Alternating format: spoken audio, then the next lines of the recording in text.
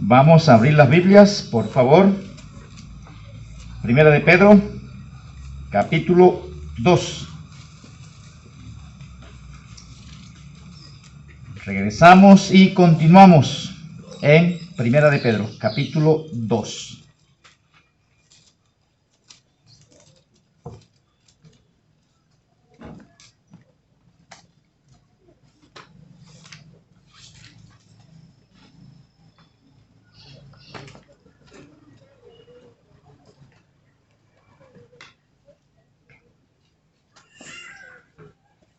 Bien, mis hermanos, voy a leer dos versículos para introducir y, bueno, esos son los dos versículos que vamos a tratar de explicar y reflexionar en ellos. Los versículos 11 y 12. Primera de Pedro, capítulo 2, versículos 11 y 12, voy a leer.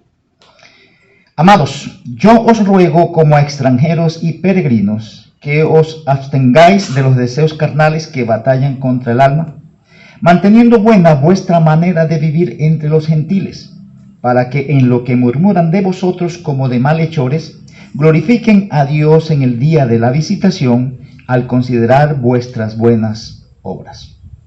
Voy a orar. Padre bueno, te doy gracias porque otra vez nos has concedido el privilegio de congregarnos en tu nombre, el privilegio de cantar para ti, el privilegio, Señor, de leer tu palabra, de darte gracias. Señor, gracias porque tú, en tu misericordia, nos concedes todas estas cosas. Tú eres digno de nuestro tiempo, tú eres digno de nuestro reconocimiento, tú eres digno, Señor, de que elevemos cánticos, de que entonemos himnos a ti, por lo que tú eres y haces a nuestro favor, y porque a ti pertenecemos, Señor.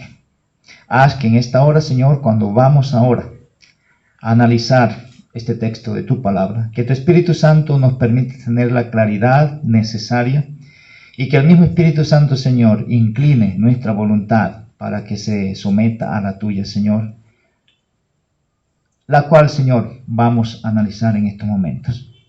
Rogamos que tu iglesia, en cualquier lugar donde está congregada hoy, sea edificada por ti, Señor, y que tu nombre sea glorificado en medio de cada uno de los tuyos en este día. En el nombre de Jesucristo te pido esto y en él te doy gracias. Amén. Bien, mis hermanos, vamos a continuar analizando la primera carta que escribe el apóstol Pedro y hoy trataremos de desarrollar estos dos versículos y reflexionar en lo que aquí se presenta. Estos dos versículos son como una transición entre lo dicho anteriormente y lo que se va a decir después de ahí, es decir, desde el versículo 13 en adelante. Es como una especie de bisagra que une la información o la argumentación anterior del capítulo 1 hasta al capítulo 2, versículo 10, con la información que viene detallada en el versículo 13 en adelante con respecto a la conducta del creyente en este mundo de manera específica o puntual en algunos aspectos que esta gente a quienes el apóstol Pedro se dirigió estaban experimentando en su momento. Muchas de esas cosas pueden relacionarse con nosotros, otras no. Pero en todo el contexto de lo que se viene tratando, la idea es que podamos ver que Dios salvó a los suyos y los metió al mundo, pero ya con una mentalidad diferente, y con esa mentalidad diferente deben conducirse. De ahí que de aquí en adelante va a hablar con detalles, con algunos énfasis particulares en cuanto a la conducta del creyente. Y por eso, en esta mañana, lo que vamos a tratar está relacionado con la conducta, pero más que todo una introducción para que después entremos a los detalles de esa conducta. Podemos hablar entonces, y voy a colocar este título para que tengan una guía en dos puntos. La conducta que glorifica a Dios lleva a otros a glorificar a Dios. La conducta que glorifica a Dios lleva a otros a glorificar a Dios. Eso es el resumen de lo que se presenta en esos dos versículos. La conducta que tienen los creyentes que glorifica a Dios provoca que otros lleguen a glorificar a Dios, como se presenta en el texto. En el primer versículo que leí, versículo 11, ahí se hace un enfoque en la conducta en el contexto interno de la persona. El enfoque de la conducta en el contexto interno de la persona, versículo 11.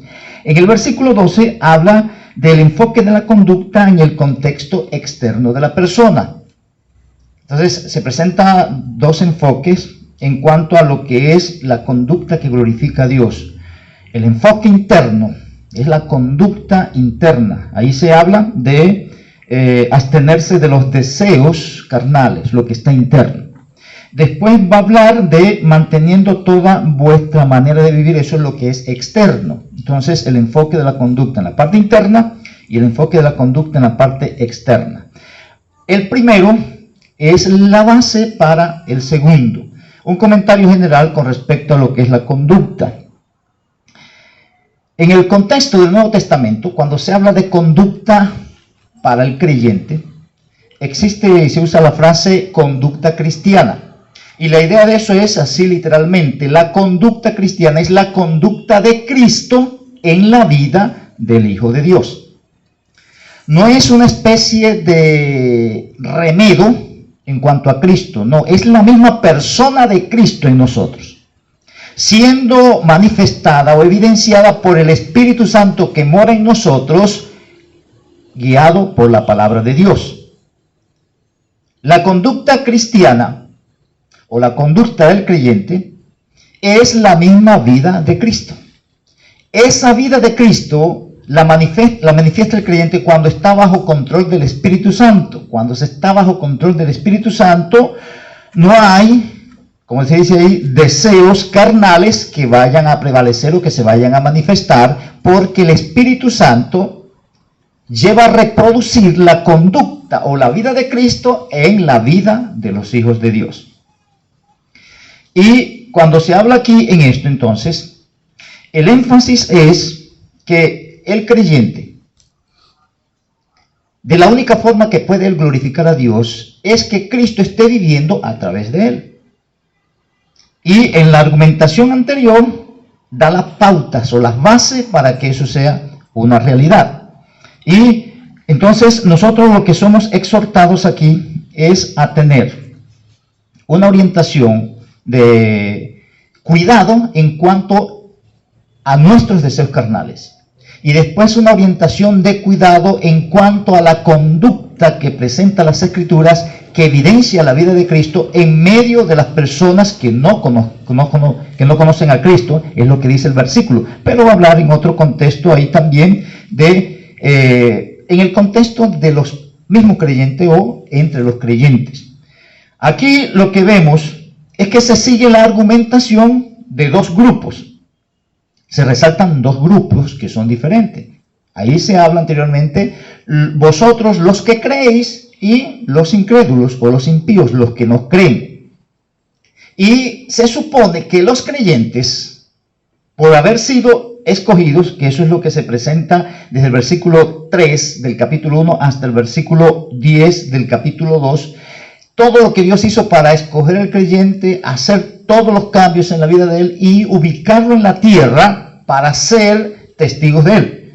Lo último que estuvimos comentando en los versículos 9 y 10 es acerca de la identidad del creyente, con el propósito de que se anuncien las virtudes de aquel que nos llamó de las tinieblas a su luz admirable. Y todo es planteado en contrastes.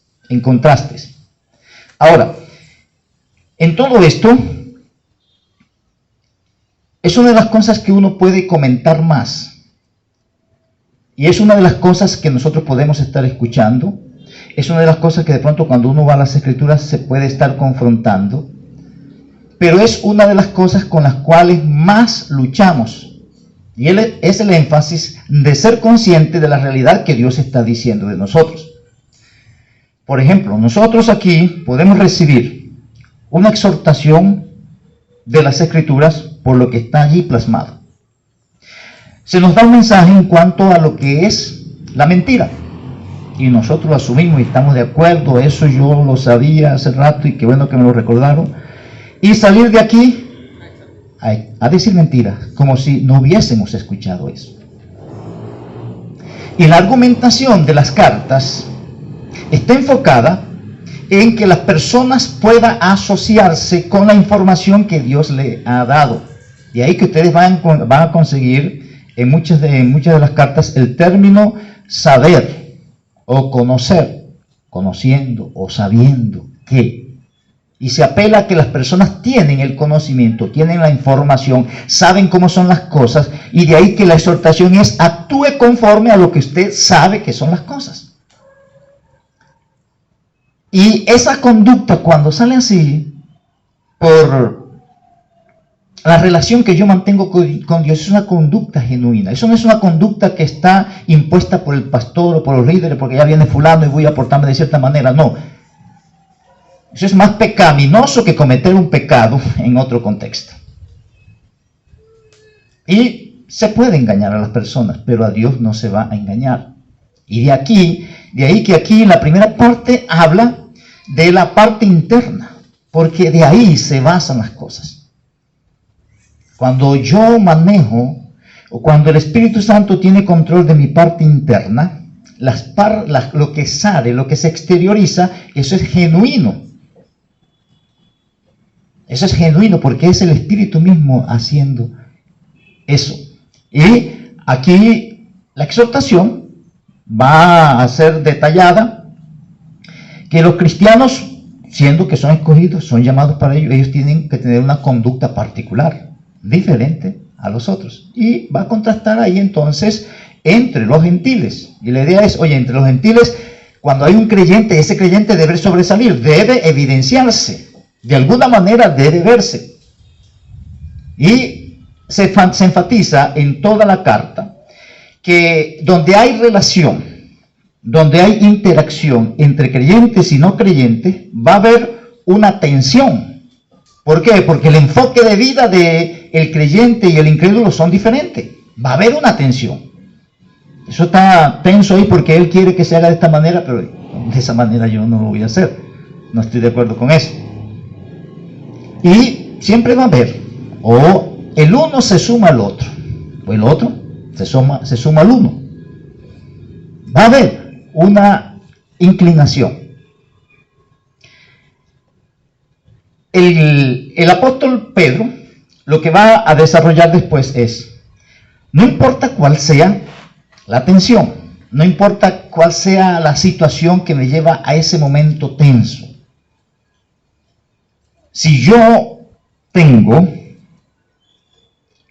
o pongo distancia, eso es el término que se usa ahí de abstenerse de los deseos carnales. Si yo pongo distancia a esas inclinaciones que yo tengo, que son las inclinaciones de aquel que es incrédulo, yo no voy a ceder.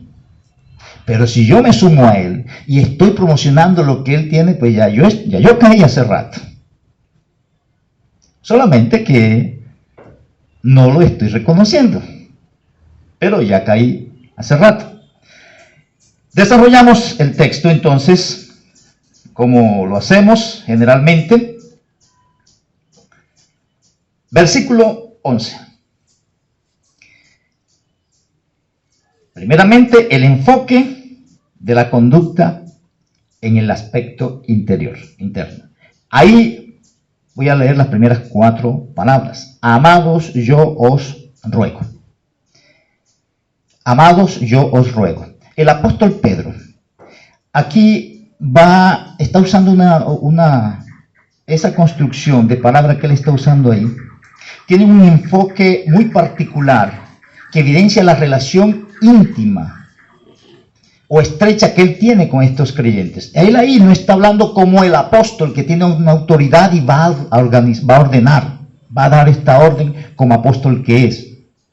No, él ahí apela a ellos y usa el término amados para llamar la atención de ellos. Llamar la atención. Eso es, cuando se presentan esas palabras así, es como cuando usted quiere que alguien esté concentrado. Que de pronto vamos a decir que cualquiera de ustedes va a llamar a su hijo y quiere que él entienda lo que usted le va a decir. Usted lo llama Juan, para que él se enfoque. Esa es la idea de esto. La información que va a dar de aquí en adelante es un poco diferente, aunque está relacionada con la anterior, pero aquí él dice, siendo que todo esto se dio aquí, en la parte anterior, ahora yo les estoy llamando la atención para que se enfoquen, porque lo que viene de aquí en adelante es fundamental para ustedes en el tiempo de vida que van a vivir aquí. Y el término amado, eso hace referencia a las personas que han experimentado las decisiones, primeramente, que Dios tomó para favorecerlos a ellos, y que al decirlo de esa manera, el apóstol está diciendo, yo también tengo una inclinación para favorecerlos a ustedes, y por eso quiero que presten atención. Cuando se usa el término ruego, ese es el término que está relacionado también con la persona que representa autoridad, o la persona que representa confianza, alguien de confianza hacia otros, que le permite llegar allá y abrazarlo, estar al lado, tocarlo, tomarle la mano y decirle las cosas, y aquel lo va a recibir porque él tiene la autoridad para hacerlo. Pero ahí no está usando la autoridad como algo de dar órdenes, sino que el otro está entendiendo lo que él me está diciendo en este momento, eso es lo mejor para mí. Y lo voy a hacer porque viene de parte de él. Yo sé que él está pensando en mi bien. No es una orden así seca, una orden directa, autoritaria, sino una orden que viene de la autoridad, del impacto, de la conducta de aquella persona que es cercana. Eso es lo que usted experimenta cuando llega aquel en quien usted confía, en quien usted se agarra, a quien usted llama cuando tiene una dificultad y sabe que él corre. Por eso cuando él le llama la atención, usted se frena o usted sigue la dirección de acuerdo a lo que él está diciendo. Eso es el enfoque, y eso es muy importante cuando se presenta de esta manera. Porque una de las cosas que puede haber en el contexto del ejercicio de la conducta cristiana es que las personas están tratando de asumir una conducta cristiana más por la presión que tienen de afuera que por la presión que tienen de dentro del Espíritu Santo.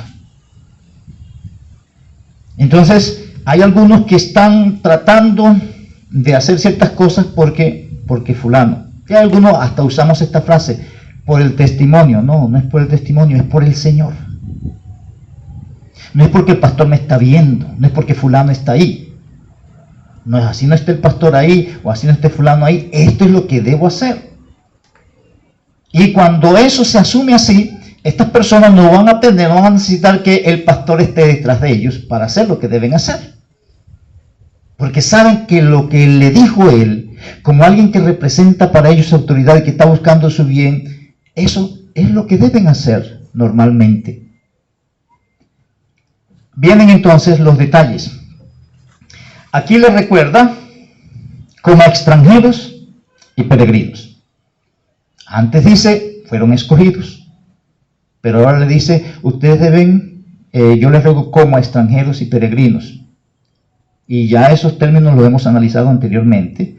El énfasis son personas que están de manera temporal en un lugar, en una ciudad, en un país, y que no tienen todos los derechos que tienen los de ese país. Y estoy hablando en la mente de ellos, porque aquí tenemos todos los derechos que tiene cualquier ciudadano, pero en la mente nuestra ciudadanía no es de aquí. Es decir, que no debemos estar haciendo prevalecer los derechos humanos o los derechos que tenemos aquí como ciudadanos en Colombia, sino los derechos o los deberes que tenemos como ciudadanos del cielo. Tiene usted todos los derechos aquí como un ciudadano colombiano. Pero el énfasis es que nuestra ciudadanía principal y mejor, superior, nuestra única ciudadanía es celestial. Y de ahí que podemos ceder los derechos aquí, en este sistema. Estoy diciendo que podemos hacerlo. Es más, cada vez que lo hacemos, nos estamos asemejando más al Señor Jesucristo. Cuando ustedes ven la mentalidad de Cristo, ustedes lo van a ver así. A él no le importaba lo que estaba pasando aquí. En el sentido de que eso fuera a llevarlo a ciertas cosas, no. Eso no voy a sacrificarme por eso, porque esto es promocionado por este mundo. Me voy a sacrificar por esto, porque esto es lo que Dios promociona. ¿Qué prevalecía? La ciudadanía celestial en él. Entonces, esa es la mentalidad. Considérense como alguien que está de paso aquí, que no tiene que echar raíces, que no tiene que recoger cosas para después llevar. Cristo dijo, haceos tesoros en el cielo. Las demás cosas que usted hace aquí, eso tiene enemigos que están esperando el momento para hacer lo que hay que hacer con respecto a eso. Después dice, que os abstengáis de los deseos carnales. La abstención ahí, el énfasis de la abstención es poner distancia entre dos cosas. Poner distancia entre dos cosas. Es como apartar, poner de lejos. Ahí dice deseos carnales. Y uno puede decir, bueno, es que hay deseos carnales y hay deseos espirituales. Y la idea es que en nosotros tenemos inclinaciones para el pecado. La Biblia habla de los detalles de lo que es la carne. Manifiestas son las obras de la carne y presenta una lista. Y todas esas obras son deliciosas. Todas esas obras nos encantan, queremos hacerlas permanentemente, porque nuestra carne eso lo desea. Hay mandatos en el Nuevo Testamento de no satisfacer los deseos de la carne. No podemos quitar los deseos. Están ahí y van a estar ahí. Pero hay que poner distancia en la satisfacción de esos deseos. Lo mismo que también tenemos inclinaciones, deseos en cuanto a lo que Dios tiene para nosotros, porque eso lo está haciendo el Señor. Hay varios textos que hablan con detalles en eso, y aún en el contexto de lo que es malo, o en el combate, porque ahí se habla de un combate, una batalla, Dios nos da salidas.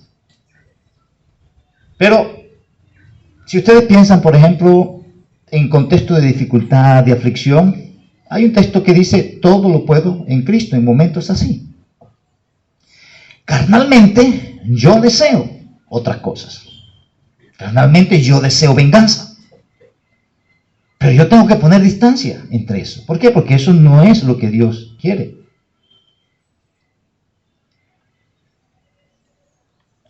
Seguimos. Ahí el énfasis de deseos. Recordamos otra vez. Esas son esas inclinaciones fuertes que uno tiene por algo. Satisfacer algo, conseguir algo.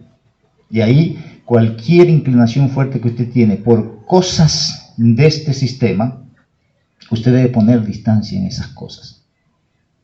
Eso es tan claro en las Escrituras que Cristo no presentó tanta argumentación para eso. Él prohibió el afán que está relacionado con eso. Y Él dijo, busquen primeramente el reino de Dios y las demás cosas, aquello que están deseando aquí, eso viene solo. Y de ahí que aquí en otras partes se presenta el mandato de no satisfacer deseos de la carne y aquí de poner distancia en cuanto a satisfacer esas cosas. Esos deseos, usted puede pensar e incluir cualquier cosa que no va conforme a Dios. Cualquier cosa que no va conforme a Dios. Cualquier cosa que no promociona las Escrituras. Cualquier cosa que no promociona a Dios. Está relacionado con cualquier cosa que se promociona aquí en este mundo. Casa, carro, vega, lo que usted quiera. Dios no promociona nada de esas cosas. Esas cosas las promociona el mundo y Satanás. Y a la carne eso le agrada. Y por eso es que nos inclinamos. Y por eso es que debemos poner distancia entre esas cosas y la satisfacción de cumplir esos deseos. Porque son cosas promocionadas por Satanás y el mundo. ¿Y por qué lo promocionan? Porque a la carne eso le agrada. No améis el mundo ni las cosas que están en el mundo. Bueno, ahí dice que batallan contra el alma. Y la idea es que están en una formación militar. Lo que están buscando es que se satisfagan los deseos carnales que estropean el alma, y el alma va en un proceso de salvación. Cuando hay dependencia de Dios,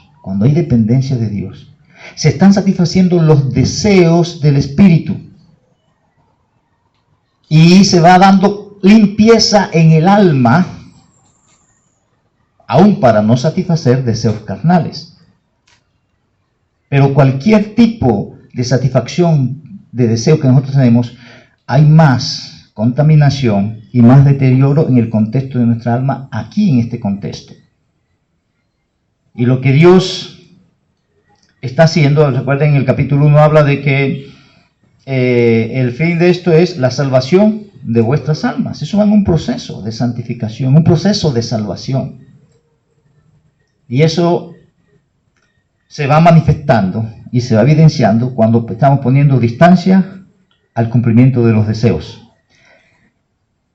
Versículo 12, aquí se habla entonces de la conducta en el contexto exterior. Cuando esa condición interna sea dada, cuando yo estoy dispuesto y estoy poniendo distancia en el cumplimiento de los deseos carnales, poniendo distancia en eso, y me estoy considerando como alguien que está aquí de paso, así que no debo asumir ni asimilar tanto lo que me están promocionando aquí, porque eso no, yo no voy a estar aquí eternamente. Yo debo estar buscando aquellas cosas para lo cual, donde voy a pasar la eternidad. Debo orientarme hacia aquello. Si yo tengo eso se va a manifestar, entonces, versículo 12, en la parte externa. Pero primero es una condición interna. Manteniendo buena vuestra manera de vivir entre los gentiles.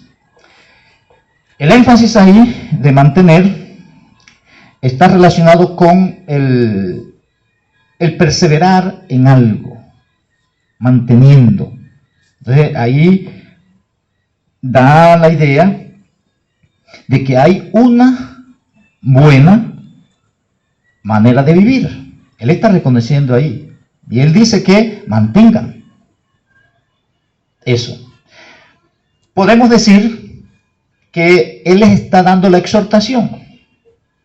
Hombre, ustedes deben tener una buena manera de vivir y mantenerla. Pero la idea es de ser constante. No es esas fiebres que a uno le dan cuando uno escucha un sermón y a veces hasta moquea con eso y se hace sus compromisos y a la semana ya está otra vez buscando otra motivación por otro sermón. No. Es ser constante. No por el regaño, por la exhortación o la amonestación de fulano. No, es una decisión mía. No debemos estar esperando que nos estén empujando para esas cosas. Nosotros sabemos que debemos hacerlo. Otra vez. Para nosotros debería ser suficiente el sermón que se da de aquí. ¿Por qué después del sermón tenemos que ir allá entonces a amonestar a la persona? Pues ya lo sabe. Y aquí se le está diciendo a esas personas en general, mantengan esto.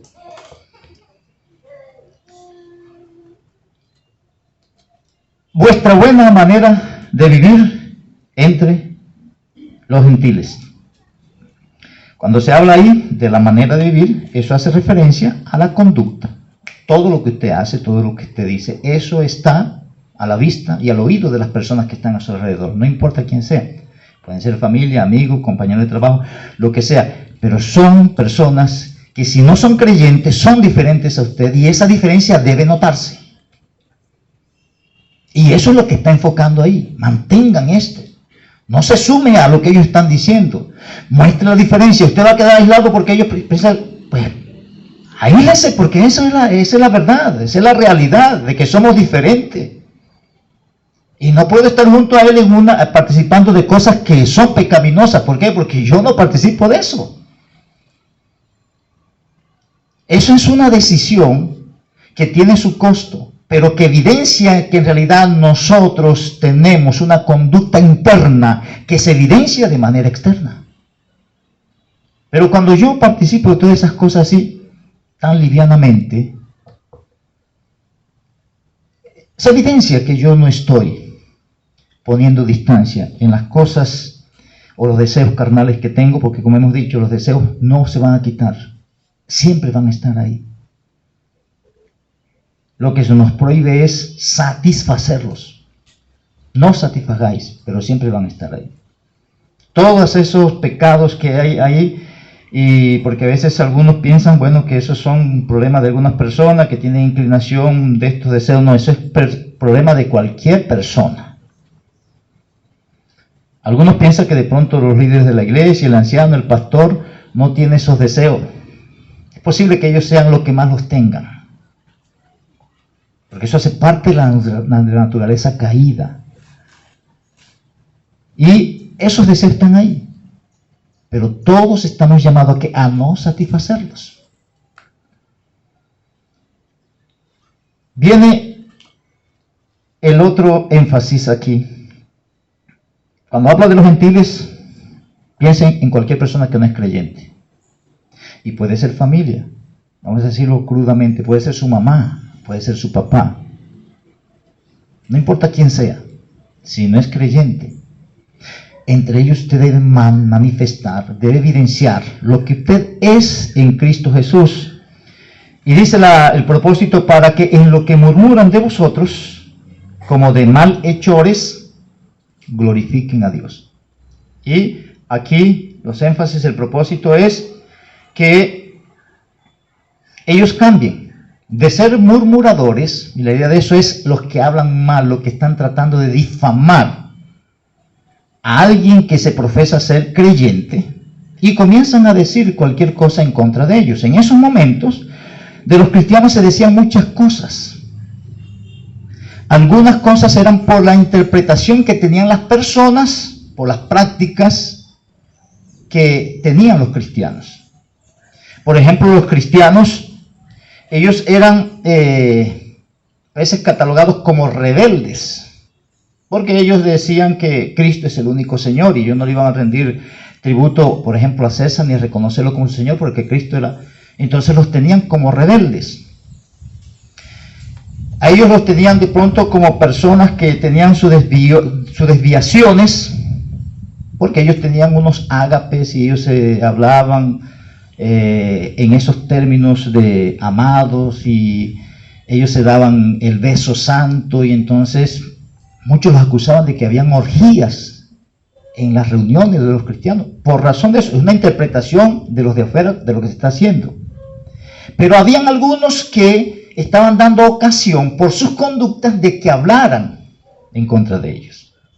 Y eso es lo que va a condenar Pedro. Porque si ustedes sufren a razón por glorificar a Dios, está bien, pero por el pecado no se deben quejar. No se deben quejar, porque eso trae las consecuencias, el pecado. Pero cuando se habla de malhechores, ellos fueron tenidos por muchas razones, por muchas prácticas, por muchas cosas, de manera, vamos a decir, entre nosotros, injusta. Pero era justo para el impío verlo así. El impío lo veía de esa manera. Y ese tipo de murmuración y de acusaciones era algo que debían ellos soportar. Lo más, y muchos padecen eso, algunos se quejan porque le dicen aleluya. Gracias a Dios que nosotros no tenemos persecución en ese sentido. Lastimosamente las complicaciones más son a razón de nuestros pecados. Por la mala conducta estamos sufriendo. Lastimosamente. Y es lo que está el apóstol aquí diciendo: mantengan una vida de tal manera que esas personas que están calumniándoles terminen glorificando a Dios. Y termino ahí. Ahí dice: glorifiquen a Dios en el día de la visitación. Algunos piensan, hay dos posiciones en esto, que el día de la visitación Dios visitaba a la humanidad, a las personas o al pueblo de Dios, al pueblo de Israel, algunas veces para juicio, una visitación para juicio, a veces es una visitación para mostrar misericordia, para mostrar salud. Y En todo el contexto del libro se habla bastante de la segunda venida, se habla bastante del juicio. Y que para allá en el juicio final, todo el mundo se va a postrar y va a reconocer quién es Dios. Y van a confesarlo y van a glorificarlo. Hasta los impíos en ese sentido, porque van a estar haciendo lo que Dios dice que deben hacer, aún en sus pecados.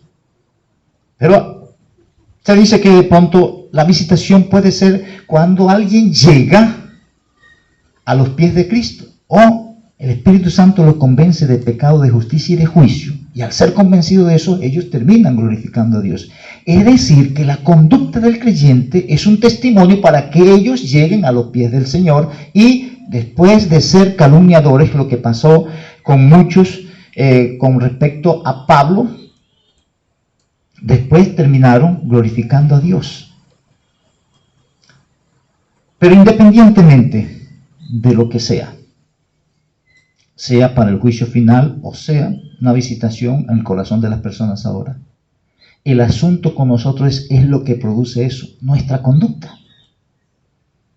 No importa si es aquello que hay otro, sino que nuestra conducta debe ser constante en el contexto de lo que Dios dice que debe ser. En los versículos anteriores a esto, estamos hablando de que por la posición que tenemos, nosotros debemos anunciar las virtudes de aquel que nos llamó de la luz, de las tinieblas, a su luz admirable.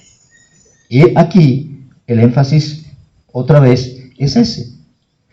Una forma de comunicar eso es por nuestra manera de vivir. Y no hay nada que hable mejor que eso. Usted puede decir lo que diga, quiere decir con sus labios, pero el que está viendo, él no cree tanto lo que usted está diciendo, sino lo que él está viendo. Y de ahí es que murmuran de nosotros, porque decimos, pero lo que Cristo condenó de los fariseos, dicen, pero no hacen. Todo esto entonces al considerar vuestras buenas obras. Amados hermanos, después del versículo 3 en adelante van a entrar en detalles y va a tocar algunas de las cosas que estaban experimentando ellos allá en el contexto de estar sometidos principalmente a las autoridades o cualquier tipo de autoridad que hubiese.